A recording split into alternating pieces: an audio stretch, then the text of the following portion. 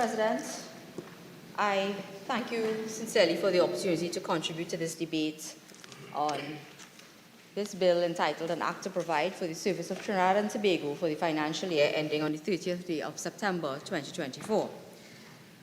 Or, as someone told me yesterday, it should be really called a long, drawn-out display of self-congratulatory mindset by a group of persons suffering from what they call perfection perception. Speaker after speaker from the government bench, Mr. President, has stood here and heaped praise onto themselves as though they are trying to convince themselves first that outside of these walls, people are not desperate to survive, wondering where they will find the money to pay increased utility rates, property taxes, and to deal with the rising cost of food, while simultaneously living in fear that gang members who are working for drug lords that have taken control of entire communities in this country would probably have the opportunity to shoot them while they sleep in their beds at night. They try to trivialize the suffering endured by persons who lose their possessions, livestock, crops, vehicles, appliances, and those same beds every time you have more than 30 minutes of rainfall. Why? Because according to them, it is climate change. That is the excuse that we hear. But not one speaker has actually set out a plan that this government has to address what we know to be the inevitable effect of climate change. All over the world, if you look at government policy and plans, they speak about how they intend to cope with and mitigate against the risks posed by climate change. We have had 24 speakers so far, many of them from the government bench, and I've heard nothing about a substantive plan to address the issue of climate change. What I hear is just an excuse for the failure of ministry after ministry to properly treat with the issue of flooding. We have not heard about proper plans being put in place to deal with flooding. We have not heard about proper plans to really treat with the issue of compensation. We have not heard about proper plans to build retention ponds or have simple things being put in place to alleviate the suffering of our citizens. And that is what we came here expecting to hear from our government. But we are reminded at every single juncture when we come to this place that this government is an uncaring government that will come here and proffer excuse after excuse without any real plans. So they'll come here and tell, let the peasants lote line the flood water because it is not their fault. The failure to repair floodgates, install proper functioning pumps, and actually switch on those pumps when it is necessary. Mr. President, we, and I think my colleagues, and I want to, adopt what was said by my colleague, Senator John, about the fact that the UNC is always down on the ground listening to what people have to say. And I have had the experience this year, during this financial year, of visiting one of the places that I heard both ministers in the Ministry of Works speak about in South Trinidad, where a simple switch to get a pump activated at the Tulsa Trace picnic site in South Trinidad could not happen until I actually saw a cow stuck in floodwater, a cow, after a little bit of rainfall. And I saw students who had to go and write CSEC examinations, sitting in their living rooms with water up to their thighs. But you know what I saw in the middle of all of that hopelessness created by this government? I saw UNC councillors arranging with private citizens to bring trucks to pick up those children and take them to school. And the next day I stood in this house and a question was posed by Senator Mark, asking what arrangements were being made to treat with the issue of children who had to miss exams, because 21 children were picked up on trucks provided by private citizens through the goodness of their heart at the request of our councillors who were on the ground and taken to write their exam, but many of them missed it. And what we were told on that day? We're still collecting information. We're still collecting information. I can tell you today that some of those children who were not able to write their CSEC exams have received absolutely no proper feedback as to where they will stand when they write the CAPE Level 1 and how they will be graded and so on, because they live in rural parts of South Trinidad. And on an entire day, when rain fell, and somebody from the Ministry of Works couldn't ensure that a pump was activated, and those children had to roll up their trousers and jump on a flatbed truck and go to try to write their exam while watching others who were inaccessible stay home and not write their exam. We have ministers who will come to this house and say, we're still collecting data because 24 hours is not enough time to even put something in place to assist those children. And then they stand here and say that they are doing everything to increase education because education is a passport to prosperity and so on. Education is something, it was a passport out of poverty and a passport towards prosperity, but it should be for everybody. Everybody. And that is why you had a UNC government that tried to be the great equalizer when it came to education. We created access for education using technology. We tried our best to put the same access in the hands of every child. Under this government and their failure to manage catastrophes that we could anticipate, like flooding, because for months and months and months, councillors write letters and say that riverbanks are broken and need to be repaired, and it isn't done, they cannot anticipate the challenges that would be faced and put things in place to ensure that every single child, you don't have to give them a laptop, you don't have to give them the textbook grant, you don't have to do anything. Just make sure the children could go to school and write their exam, and that is something that this government has failed to do.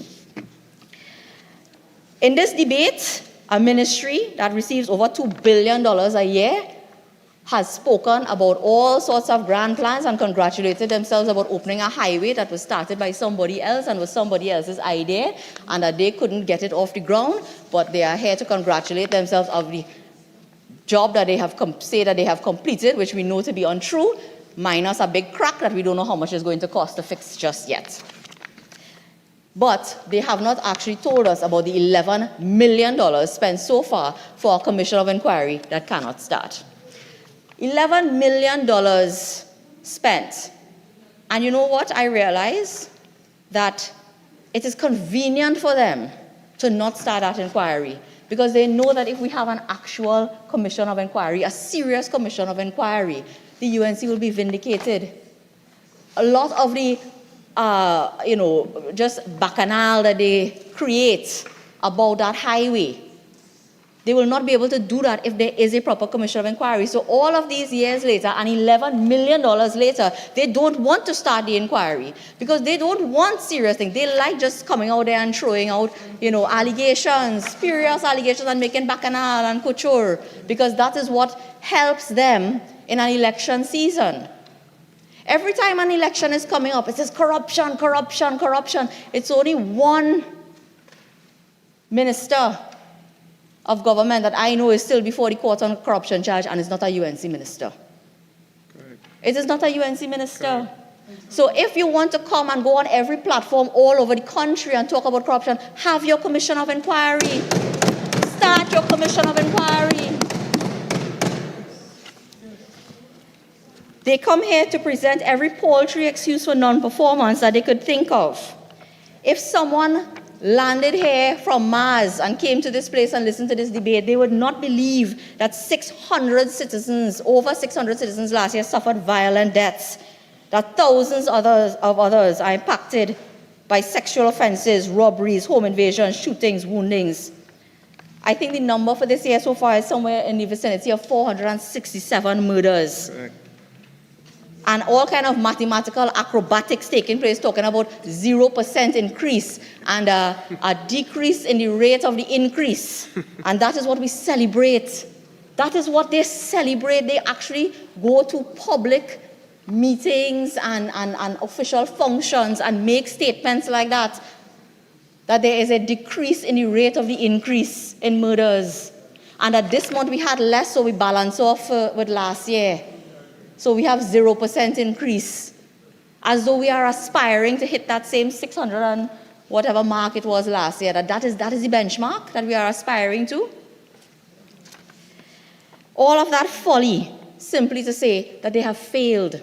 They have failed, and the reality is that our growth, development, and prosperity as a nation continues to be stymied by their failure to treat with the crime situation. And that is why the honorable member from Superior, the leader of the opposition, anchored her presentation on the theme of no prosperity without safety and security, because that is simply the reality. And they know this. So the Minister of Tourism, who spoke yesterday before me, in one of his less impressive contributions, I don't think he was prepared, but he was asked to come on, he talks about increasing room stock and airlift and all these nice terms dealing with tourism and so on. But you know what he didn't mention? He didn't mention all of the negative travel advisories that are out there telling people, don't come here because of the crime situation. Correct. The U.S. Department of State, 17th of July, 2023, reconsider travel to Trinidad and Tobago due to crime. I'm quoting, exercise increased caution in Trinidad and Tobago due to terrorism and kidnapping. Some areas have increased risk. Read the entire travel advisory. U.S. government personnel are prohibited from traveling, and they list the areas, including beaches. We want to grow tourism in this country, and you have a travel advisory telling staff or any U.S. personnel, don't go to the beach. Prohibiting them. Violence and shootings occur regularly in some areas of Port of Spain. Country summary, violent crimes such as murder, robbery, assault, sexual offense, home invasion, and kidnapping is common. Why was that left out? And nothing said about that and how we are treating with that from the Minister of Tourism. The Canadian government exercised a high degree of caution in Trinidad and Tobago due to violent crime. And they list them: armed robberies, assault, sexual assault occurs frequently in the island of Trinidad, especially in the capital, Port of Spain. Tourists have been targeted. And you are coming here to boast about increasing arrivals, and we're going to increase the amount of money that people spend when they come off the cruise ship, and how much the employees of the cruise ship spend as opposed to the visitors and so on. You know what the UK travel advisory said? High levels of violent crime. Avoid carrying large amounts of cash and wearing eye-catching jewelry. Imagine foreign governments. Yeah, you carry a belt. Imagine foreign governments telling their citizens don't walk with cash. And I think all of us saw firsthand what happened to a person who I think had dual citizenship walking through Port of Spain recently, being robbed. Beaten. And beaten and having to give up, and the comments that she made to the media thereafter. And then to make matters worse, had an even worse experience with law enforcement, trying to pipe a little change, a little $1,000 from the lady. That is the situation, and you come here to boast about boosting tourism? This is the reality in which we live. 1,000 Hyatts and Hiltons and Sandals and all of that is not going to change the reality and fill rooms when every developed nation in the world is telling their citizens, do not come here. So this government really needs, and something else that I looked at, recently there was a police press conference and so on. They were speaking about the murder rate. Of the 400 plus murders, they say, 14 were foreigners. 14 of them were foreigners. But you are coming here to pat yourself on the back about the great job you're doing to boost tourism. Mr. President, when will this government get out of la-la land and get on the ground and start dealing with real people and real issues? Because crime is the most significant issue facing us here today.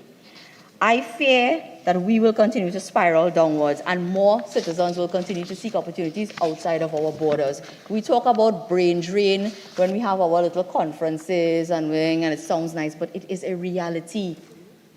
Every single day, I interact with people who are seeking opportunities abroad. And again, the Minister of Tourism, in response to someone's presentation, it might have been Senator John's presentation, says, well, those people who are lining up for the chance or the possibility to get a job in Guyana, they're not unemployed. We've managed 3.7 unemployment and so on, so we're doing great. They're not unemployed, they're just looking for better opportunities, they're looking to better themselves. Does the fact that people are looking to get out of here to better themselves not register with this government as a problem? If your only chance to better yourself and seek a better opportunity is to rush a line and try to get out of here, Away from Does that PLM. not send off alarm bells that something is wrong? Get away from all We this. have to do something about that. But what it has been presented in this budget to inspire any confidence that we will see a reduction in violent crime, the answer is nothing. You come with a random announcement, 1,000 more police officers. We're still waiting on the 1,000 municipal police officers from some years ago. We hear we're getting body cameras for police because that will help us to boost public confidence in the police service, which we know to be very low, and it affects people's willingness to collaborate with the police and provide, evidence and so on. I think they buy cameras and no chargers or something like that. They never connect it up. They say it have no connectivity. It's non-functional. They allocate some money to buy new police vehicles. You can drive around, come down to Marabella. There's a scrapyard with hundreds of vehicles parked up, waiting to be repaired. You could just make an announcement of an allocation and decide that will solve the problem. If you buy the vehicles today, 6 months from now, some of them will be parked up in that same yard. No plan for the maintenance of our national security assets. None whatsoever. We had a boat, somebody bounced it, and it was a big secret. They sent it somewhere to fix and try to keep it under wraps as best they could. This is the state of our national security assets. I'll get to CCTV and the others just now because I have the data. We have a 13% detection rate and an even lower conviction rate, but we are, and I think that all of these statistics tell us why after 4 or 5 hours of a budget presentation, nobody really spoke about crime. Because how do you address that 13%? Of every 100 persons committing crimes, you are finding 13 of them, and you will convict even less of them. Why? And I will get into some details. We have witness protection program failing. We have forensics failing. We have CCTV, failing and not providing the type of evidence that we need to convict people in this country. So that conviction rate continues to go down. And we have a DPP's office that apparently is now homeless. Well, not quite homeless, but was looking forward to being able to increase their staff complement. And $55 million later, we cannot look forward to seeing an increased staff that could deal with prosecutions and clear the backlog for indictable matters before our courts today.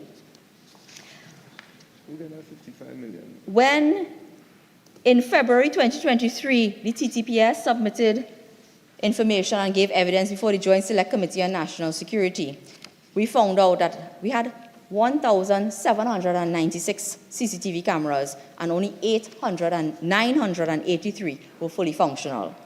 45% of them are not performing and doing what they were intended to do.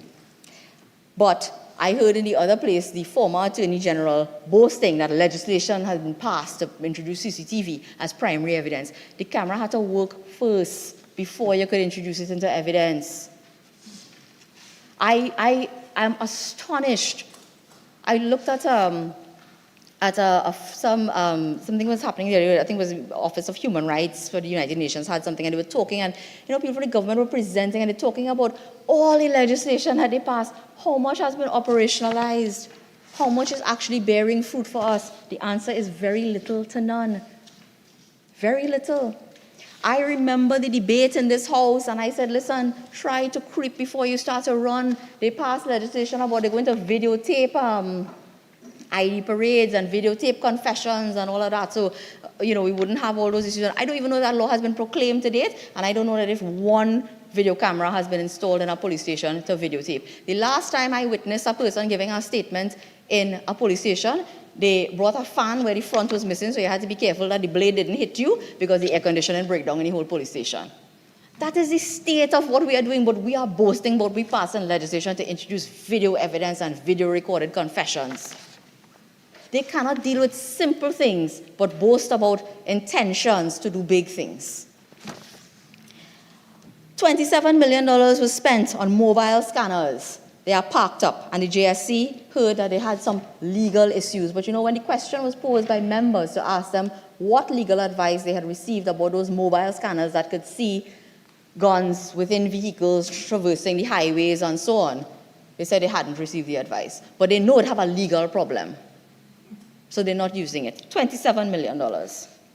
In November 2022, we learned that from January to August of that year, Customs only did manual examinations of 3,998 containers out of 23,000 that entered the country. Why? Because we only had scanners working at the baggage port in Piaco. We did not have enough staff at Customs and Excise to do all the manual examinations at all the different bays at the port. And that is why we have only been examining a fraction of the containers entering the port. And we wonder why we have a problem with over 70% of crime in this country being committed with illegal firearms.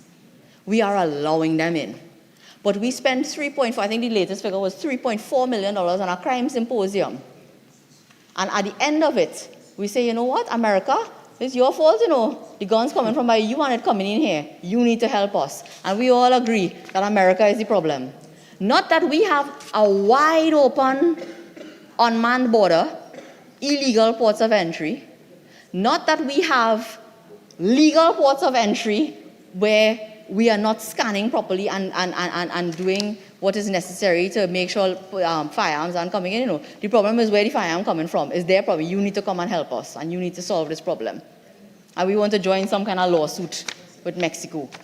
And that is the solution. That is the height of laziness, I would say, on the part of an administration, which gives a significant amount of our money every year in our budget to a Ministry of National Security. And the great solution that they come up with is America's fault. When we had that examination in 2022 at the JSC, we were told that RFPs went out and so on. The latest we're hearing is that the scanners may come next year. So that even if we take them at their word that the scanners will be here next year, well, the fact of the matter is between 2021 and 2024, it has been a free flow of firearms into this country. And that is something that this PNM government must bolt to their chest and take responsibility for. Every murder committed with an illegal firearm in this country is as a result of their failure to secure both our legal and the illegal ports of entry in Trinidad and Tobago. The guns aren't being made here. We are allowing them in. But if you want a legal firearm, well, you're in trouble in this country. If you are a business person in this country, you are sent through the ringer in order to acquire a firearm to protect yourself. It is the first duty. It is a fundamental part of the social contract between the state and the citizen, that the citizen sacrifices certain rights and freedoms and pay their taxes and do what they are supposed to do. And in exchange, the government will provide you with your, try to secure your basic fundamental rights. The biggest one being the right to life, the right to liberty, and the right to the enjoyment of your property. And we as citizens of this country under this administration, we are being deprived of those rights due to government incompetence. And I don't even think it's incompetence. I think they just don't care. It's by design. I truly believe they are complicit in what is happening now. Because you cannot tell me that from 2021, you sat down there and talking about RFP and Central Tenders Board and to get some scanners working at our ports when you know the guns are coming in. But when you went to Australia, you're operating like Pirates of the Caribbean, you ain't want one, you want two boats. You bypass procurement. You get catch bypassing procurement for your $3.4 million symposium and had to come here now and fix your illegality. And you see, that's probably why we have such a lawless society, because we have a lawless government. We have a lawless government that will bypass procurement, and when they get catch, come here and ask us and say, oh God, the procurement's so hard, it's so bad. Back to back, we came to this parliament to ratify and fix illegality, once putting off an election, and the other time, basically pelting out, and it's a form of dishonesty and thieving. Pilfering. That is what it is when you avoid. Just. I apologize. That is not parliament. It is a form of avoiding any form of accountability and transparency and ducking under the line and doing things behind the backs of the citizens. When you spend money, but to spend money on tendering for scanners and getting scanners here, going Soul Select and getting the scanners working to save the life of a 13-year-old child who went to report that she was raped. They will not do that. They have to go RFP and Central Tenders Board and so on, because those lives don't matter. What matters is that on the eve of an election, they could spend $3.4 million with no accountability.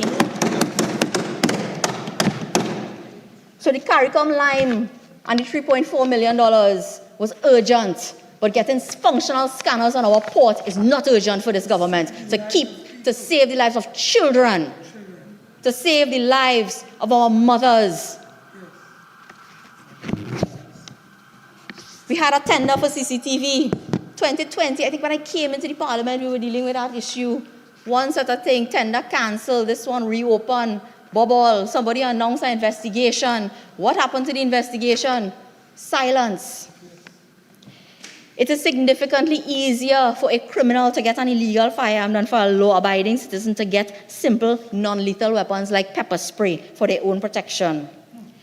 In living up to the real name and identity of their political party, promises never materialize. To date, what was touted as a simple process with no bureaucracy that would allow citizens to access pepper spray because they were under pressure at the time when we had the death of a couple young women in this country and the citizens started to rise up against them. They came here and they passed a law and say, oh gosh, you have thing and you print your code and you're walking in, out, it's like a prescription and you leave the police station.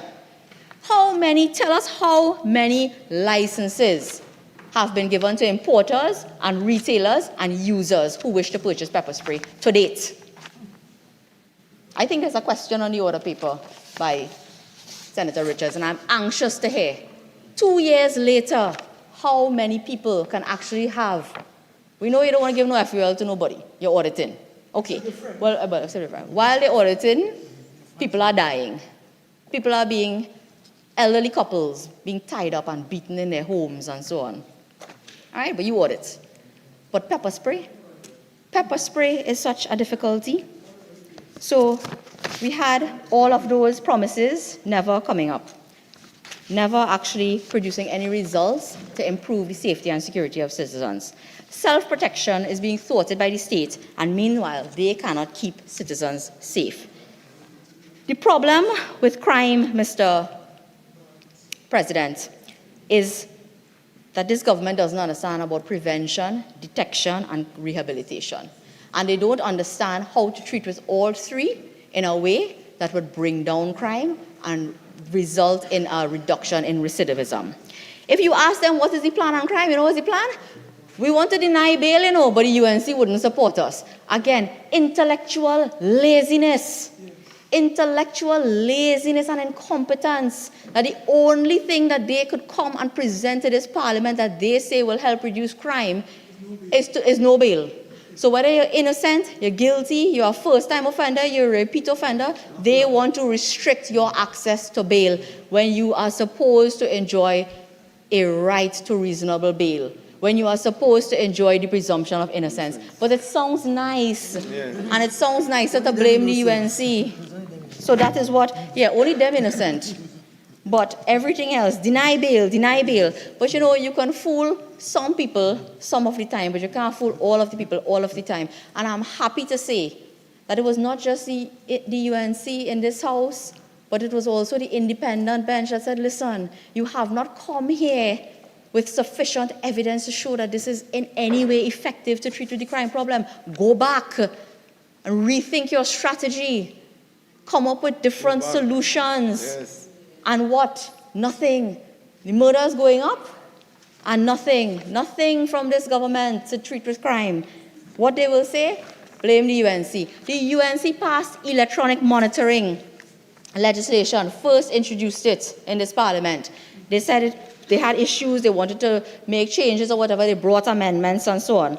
Electronic monitoring is internationally recognized as not a broad brush approach to restrict people's liberty, whilst it takes them 10 plus years to have their day in court, but that they can continue with their lives.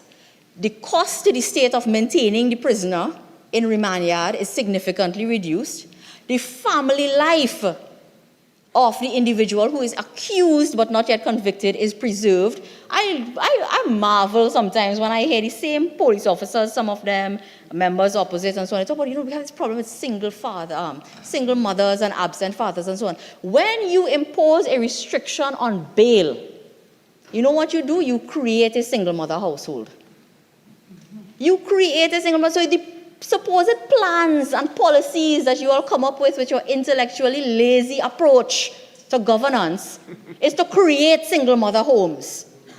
You create families with children who do not see their parents, who do not see their father for 13 years. And in 13 years, when he comes out of prison because he's not convicted, because we have no DNA, we have no CCTV, the witness who was in witness protection left or dead or never got into witness protection or refusing to give evidence, the child has not seen the father for 13 years. The child didn't grow up with a father to guide them. The father is isolated from the community. He is told at the end of 13 years, sorry, the state doesn't have enough evidence. The state doesn't have enough evidence against you. Go home. Senator, have a seat. Senator Naked, who you are not right now on the floor, carded to speak. You will have your turn. Your colleague is the person on the floor who is recognized. Senator Lutchmedial. Mr. President, it pains them because they love to come here. When I first came into the Senate, I remember the former Attorney General, Achille Charles. Achille Charles spent a decade of his life fighting to prove his innocence. A woman by the name of Debbie Jacob was so moved by his story that she wrote an entire editorial about it in the newspaper, about the type of person that he was. But when Achille Charles was told after 9 years, we have no evidence against you, okay, you're free to go. He picked up his one rubber slippers and went back to the area that he came from, which is still riddled with crime and criminality and gangs. Their constituency. Right? Yes, your constituency, a PNM controlled constituency. And for 9 years, got no education, or nobody will hire him because he came out of remand yard. Everybody in the community knew that he was in remand yard. He hadn't seen his family and had lost all connection and support, that social support system. If you have electronic monitoring, and anybody who isn't so lazy that they actually think about the benefits of putting on an ankle bracelet on someone who is accused of a crime and giving them the opportunity to continue to work, take care of themselves. We have to allocate money in this budget to feed and house and try to clothe and give medical and dental and all the other support that is needed in the remand yard. You can cut that expenditure and buy the electronic monitoring bracelets and let people continue to see their children and have a relationship with their family, so that in the event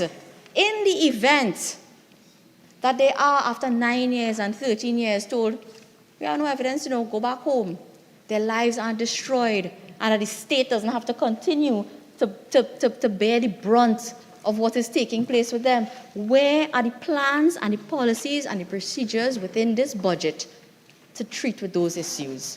When the bail Achille Charles matter was going to the Privy Council, the state asked for a stay. They came before the court and said the electronic monitoring unit had no bracelet, they have no monitoring, they have no staff, they have nothing. They put that on affidavit in a court matter, as though that is something to be proud of, and say we cannot use electronic monitoring and therefore you cannot allow bail. Why haven't we heard about the establishment of a proper parole system? When COVID hit, they had to start identifying people willy-nilly and trying to figure out who we could get out of jail quickly, because if COVID break out in the prisons, we'd have a problem. If we had a proper system of parole, we wouldn't have that problem.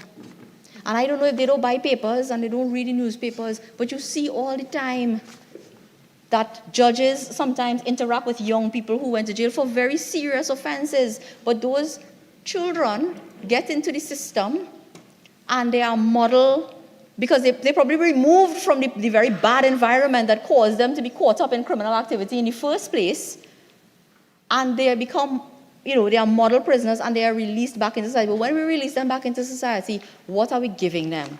What are we doing for them? Do we have a psychologist who will sit and work with them and deal with the trauma of being in prison for 9 and 10 and 12 years?